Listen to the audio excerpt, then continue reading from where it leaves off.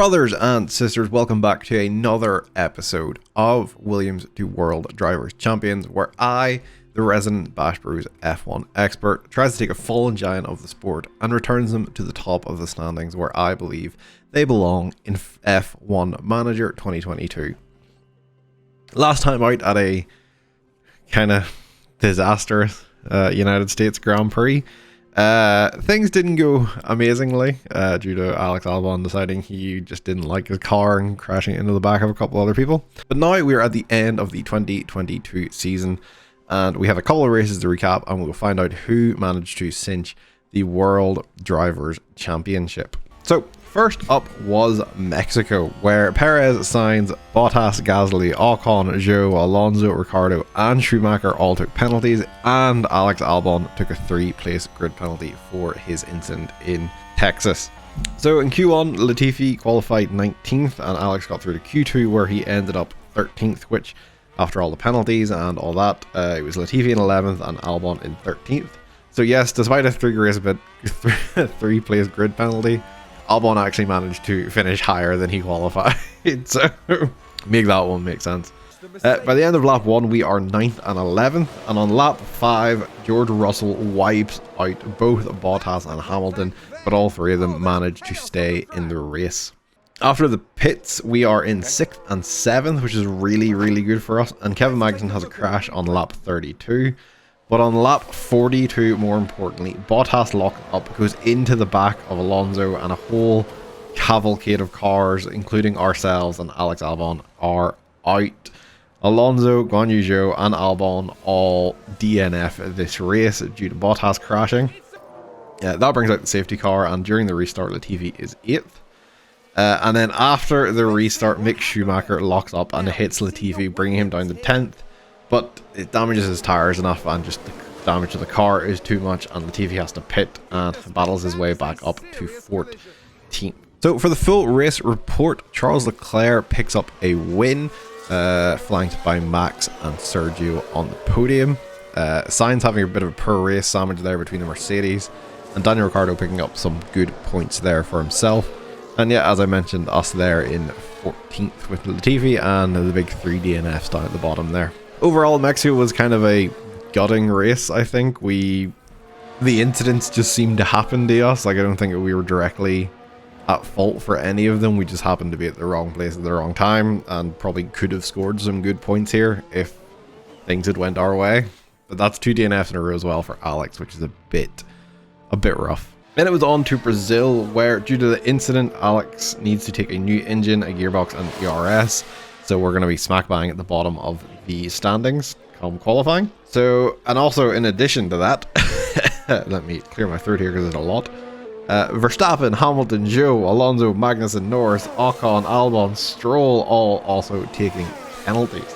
So in Q1 there is rain. We managed to get a lap in and both cars get through. And then in Q2 we are 13th and 15th. But in the race it is a dry start, but there is rain expected within about the first 5-10 laps, and that comes on lap 5. And after we pit for wet tires, we are 6th and 12th. Latifi locks up on lap 28, taking him from 7th to 15th, and Alex crashes yet again. And then as the rain dies off, lap 51, we pit for our dry tires and come home in 15th and 19th. So this race was kind of an unmitigated disaster, to be honest. Like, Albon's form for the kind of showed after the summer break is just completely out the window. But the results of this race do mean that Leclerc cinches the World Drivers Championship on the penultimate race, and Ferrari are the World Constructors Champions. So the full report then is Sainz winning the race, Leclerc coming second but winning the Drivers' Championship due to Max's 7th place finish, and Sergio Perez in 3rd place. A very good result for Alonso there, up in 5th. And yeah, as us down there, 15th and 19th for Alex. So the final race of the season, Abu Dhabi, we have Verstappen, Hamilton, Russell, Norris and Vettel all taking penalties. And after qualifying 1, we are 16th and 20th, so pretty bad qualifying for us considering our recent qualification form. And then in the race, by the end of lap 2, we are 13th and 15th. Ocon crashes on lap 10, and on lap 12, Albon locks up, resulting in some damage. And after our first round of pit stops, we are 18th and 19th, where we end up kind of finishing the race. Absolutely nothing race for us. Like, this is the kind of form we expected at the start of the season, not as we were coming towards the end of it. But as for the full race report, it is Max winning the final race of the season, showing there is still fight in him. And if things had gone better for him, he maybe could have been driver's champion again. But he's flanked by Leclerc and Sainz. No other kind of miscellaneous results there to keep an eye out for. So, this is the spreadsheet I've been using. I'm now back here on the full kind of driver statistics side of things. And I just want to show this because I think it kind of breaks down a lot, like the stats, better than it kind of does in the game itself. So in terms of the driver statistics, it is pretty much a complete lockout for the top two teams. Like, only Mercedes altogether were only on the podium 4 times, and only once did a non-Red Bull or Ferrari driver have a fastest lap, and I think that was a rain-affected race when Pierre Gasly got his. So it's just kind of like no one won a race outside of those two as well, or outside of those two teams. So it was pure dominance from them, which I, to be honest, have seen in many series and many saves of myself in F1 Manager 2022. Which, to be expected, things shake up eventually, but this first season we kind of knew this would be the result.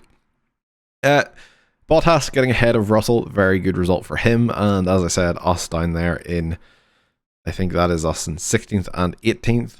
Albon managed to get a good few points during the middle of the season, but just kind of fell off the cliff. Like, I think one of the key stats we can probably look at here is that average position change. I'm pretty sure at one point that was up at like somewhere in the 3.5 to 4 range for Albon, and due to the kind of rough races he started having towards the end of the season, that plummeted. But overall, I think we can't really be disappointed with the season. We did what we set out to do, and that was score points once or twice and just make the car better, which despite kind of falling off at the end of the season, the car is 100% better. So in terms of then also, the team statistics will show a lot of this. Yeah, like 22 races, only 22 races, race wins split between 2 teams, which is never a great sign in terms of competitiveness, but overall, just kind of what we expected. And then, yes, we have the race results here as well, which I think give a decent picture of just kind of trends and how things kind of went throughout a season. So as you can see, like, the car for us anyway definitely did get better. Like, Albon's performances went from, yes, getting the occasional, but like those kind of mid-teen finishes to then, yes, 11. Like, that run between, Belgium and Japan is fantastic. Like, it was 11th, 7th, 13th, 8th, 11th. Just pure fantastic results there. Like, I actually had hope for the end of the season after that, but obviously that all came crashing down with a double DNF for Alex and then 18th, 19th to end out the season. So we showed good form there, like in races, especially in Singapore, where it's a race we didn't expect to do particularly well. But in the end of the day, these things happen, and we just need to kind of work towards and make sure that those races don't happen in the future. Latifi, on the other hand, his best finish was 12th, so he got 2 12th finishes in Belgium and the Netherlands. Other than that, he was always pretty far down the grid compared to Alex. But yeah, so that's kind of that. That is the end of the 2022 season. It was a roller coaster. Charles did not walk it in the same way I kind of thought he was going to. It's like, I think towards the middle of the season, like, Max just kind of did not have any form. Kind of that run of races between Azerbaijan and Australia, like, that was rough for him, but he came back and it was slightly competitive towards the end. So, some inside baseball here. I have actually already recorded this episode, and I'm doing me talking bit of it in post. I made a slight mistake and actually overwrote my original live reaction to things, and so I'm having to kind of do this a lot differently than I typically would. Hopefully this next bit doesn't sound too weird as I kind of go through some of my recorded footage, pull out the highlights of kind of what I'm doing in between the 2 seasons, and yes, obviously then need to decide who my next driver is going to be and replace a couple of members of staff and things like that. And we actually get the ultimate reveal of who goes to all the teams, because there is quite a lot of team shuffling about. So I'm going to have to scrub through a bit of footage. I'll jump back in when I feel like it's appropriate and talk through a couple of things, and you'll be able to... Hopefully this won't sound too weird compared to our typical episodes. So first up, we have our end of season board review. Our season objective for this season was to finish 9th. We did that 100%. It was pretty obvious that we would get at least 9th at some point, especially whenever it just became obvious that the Aston Martins were going nowhere. In terms of our long-term objective, score points in 50% of this season races. We're not close to that at all. Next season, maybe, who knows, but at the minute we're not close to that. 2 out of 11 is not good. 2023 hopefully will be better. And in terms of what's next then, yes, performance 9th, best driver album was 15th. Our team rating went slightly down due to our heritage. Don't know how heritage can go down in terms of, you can't really lose your heritage. Your history is always your history, but who am I to complain? But we get a recap here as well of our regulation changes for next season. As mentioned before, the cost cap going down, never really been an issue for us, never really going anywhere near the cost cap. But the more important one is the CFD and the wind tunnel times changing. So as we finish 9th, we're getting a big massive bump to the time we can spend in the, I think it's computational fluid dynamics simulator, and the wind tunnel, which would be really good and should really help our development of the car next season. And of course, yes, just the minor, everything is going slower as well with that 5% change to all the aerodynamics. So here you see we have our driver changes locked in. Yes, Latifi is gone, but everyone else has their position secured for at least another couple of years, and same with the staff. No one really changing there as of yet. But we may take a look at some other staff members and see who we might want to replace. Like some of the staff stats are kind of low, so if there's maybe a deal to be had there, we might take it and see if we can get someone better in. So we can also, while we have this kind of half a month to finish up this for the end of the year, we can do some research, make sure that the car we're coming into next season is as good as possible.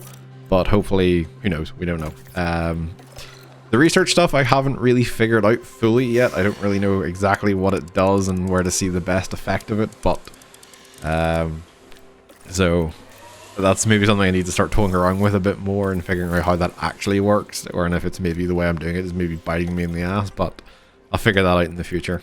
So here we are on the last day of 2022, which is when any driver who is currently out of contract becomes a technical free agent. So we know who's not potentially moving teams next season. As it stands, my reasoning for who I'm going for is, I think I'm leaning towards Valtteri Bottas. The logic behind this is Bottas is an older driver. He's 33 years old, so he's not a long-term project. And as the car is developing a lot quicker and a lot, like the car is developing at a pace where a long-term project mightn't be best. I don't want to be locked into a driver who's maybe not going to develop at the speed I want them to develop. So my thought is, if I can bring in someone like Valtteri Bottas for 2-3 years, and then after that I can bring in someone, like the car should then be in a position that it is developed, I'm fighting for race wins, and then I can see, is Bottas performing? Is he at the level required, or do I need to move on to someone who still has that room to develop? So that could be someone like Pierre Gasly, someone like Esteban Ocon, people like that, or then go for a really super young gun like someone like Oscar Piastri, or bring in Dennis Hogger. So I think, as it stands, like to get to that point, I think the best option is Bottas. So my negotiation with Bottas is long-winded. I know there is obviously going to be the cost of breaking his contract, but I have a lot of money in the bank. So not really too concerned about that. I think I end up paying Bottas about 22 million a year, which is not bad by any stretch of the imagination. And yes, he accepts the contract for 2 years. We'll maybe see if we can extend him for an extra year at the end of that. But it costs 11 million to hire Bottas, but it is confirmed that Valtteri Bottas returns to Williams to be our #1 driver for 2023 and 2024. Super excited for this.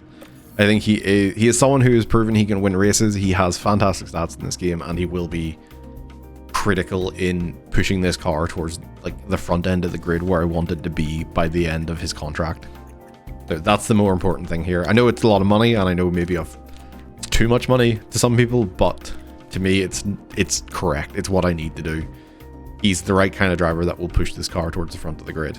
And there's obviously like the history there with Bottas, which is always a fun thing to call back to. Like, he was obviously a previous podium, like someone who stood in the podium before for Williams, so why not return to that story?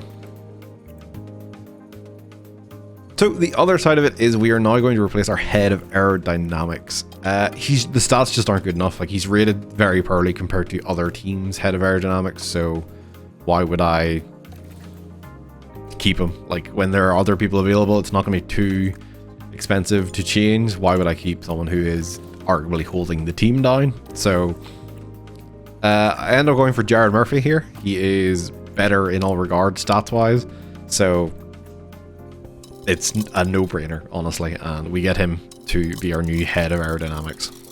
So in terms of the sponsorship obligations that we have, one of the major things we're doing now is it'll be Alexander Albon doing all our driver appearances, or sorry, other way around. It'll be Valtteri Bottas doing all our driver appearances, with Albon then constantly getting that steady stream of experience.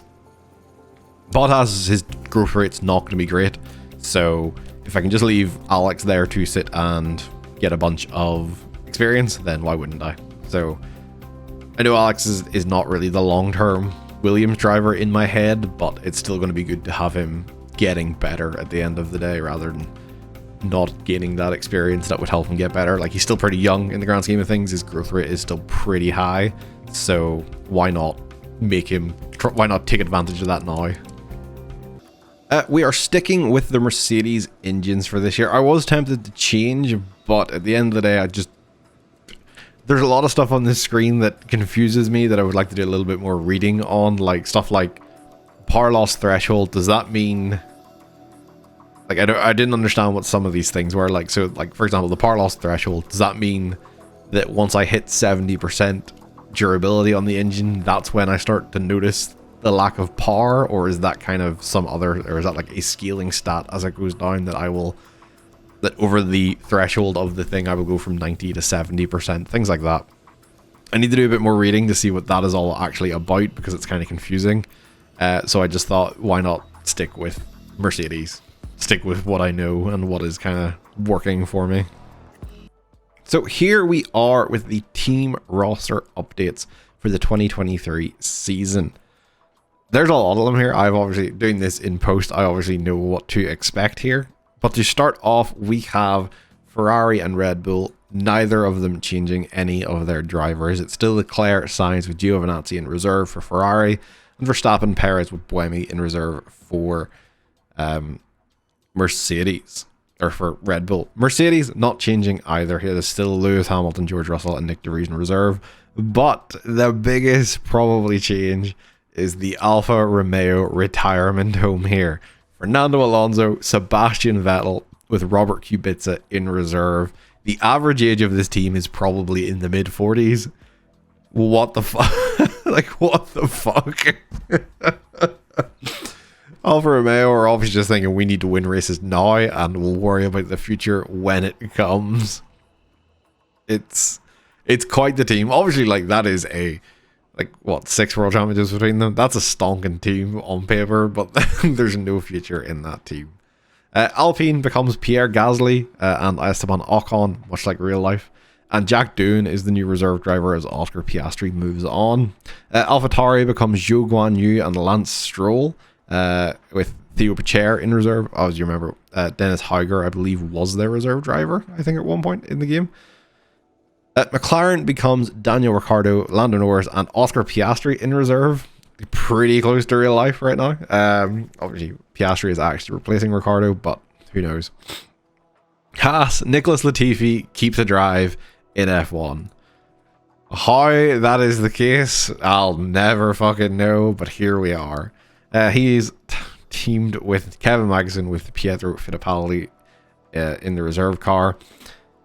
Williams, as we know, is Valtteri Bottas, Alexander Albon and Hager in reserve, and Aston Martin is Yuki Tsunoda with Mick Schumacher with Nico Hülkenberg in the reserve seat. So a really, really interesting driver lineup. I think that Alfa Romeo team is incredible. Like, imagine if that was the Ferrari team at one point in real life. That would have been nuts. But overall, not a lot of changes up at the top of the grid. You'll probably, I think in the game Lewis has a 2-year contract, so this will be the at the end of this year is when Lewis would typically either retire if he doesn't get a new contract in the game or move on somewhere else. So maybe see at the end of this year or this season who moves on and to where. So we are now also technically in the new season, which means we can compare our car with everyone else's, and on average, we are maybe slightly worse off than we were at the end of last year. We are not amazing in certain aspects, but we do have a lot more time to develop the car going into the season compared to the first season. So we have, what is it, 3 months pretty much, 2.5 months before the first race of the season, which means 82 days as it says there. So we do have a lot of time to actually sit and develop parts, which is really good. So that's what we're going to do. We're going to obviously focus on the underfloor, such an important part in the game with these ground effect cars, and we'll focus on a couple of other parts that we can get really good at and make sure that we are doing the best we need to do to make the most of this first ADT period before Bahrain. So after the Barcelona testing, we are 19th with top speed, 15th in acceleration, and in cording we are 19th, 9th, and 7th with low, medium, and high as respectively. 17th top speed, 18th or 15th acceleration with the DRS, and everything kind of dirty air cornering the same as normal cornering, and the brake cooling and engine cooling being both 19th. So I think at this point we're probably where we were at the end of last season. We knew our high and medium speed corners were pretty good at the end of last season, so it's good to see we've kind of, before the first race even starts, we are back to where we knew we were. So we've made good use of this first ADT period, ATR period. Jesus, so many fucking acronyms in F1. And hopefully, by the time Bahrain rolls around in 18 days, the car is in a good shape. So, after the Bahrain testing results and a bit more development of the car, we are 15th in top speed and 11th in acceleration. Cornering is 15th, 7th, and 5th in low, medium, and high, respectively. Our top speed and acceleration under DRS is 13th and 7th, which is better than our not in DRS, so we're going to be a very good overtaking car. Our dirty air cornering is 11th, 7th, and 15th, and our brake and engine cooling is still 19th. Not great, but making improvements with the car before Bahrain, which is really important to see. We're developing very aggressively. We'll probably not develop as aggressively this season, and I'll probably try and make a bit more use of the research. But that brings us up to the Bahrain Grand Prix. We're not going to cover the first race of the season. I'm going to try and not repeat tracks than I did in the first season, and then maybe I'll see with mods and things, I'll maybe shuffle up the calendar and things like that. But for now, I will say goodbye. We will be back in Imola. I hope this episode wasn't too weird in terms of the presentation because of how I fucked up the recording. But Bahrain on the horizon. We'll be back for Imola after the first 3 races, and hopefully we'll have a good idea of where the car is at. Imola should be a good track for us, so maybe skewing the results that you'll see. But overall, I'm optimistic. I think Bottas and Albon is a good pairing. I think the car is in a really good state going into the season, so we won't need to be as aggressive with development, and that means we can then start looking a bit more forward thinking. My major concern going into the season is the money. We're at 6 million and a lot of our things are starting to need refurbishment, which is not great. But hopefully the results mean that the money kind of comes later on. But yes, for now, thank you for tuning in to this end of season episode. Congratulations to Charles Leclerc on winning the World Drivers' Championship in the game. Didn't manage to do it in real life, but he has this small comfort. I shall see you in Imola. Thank you for tuning in.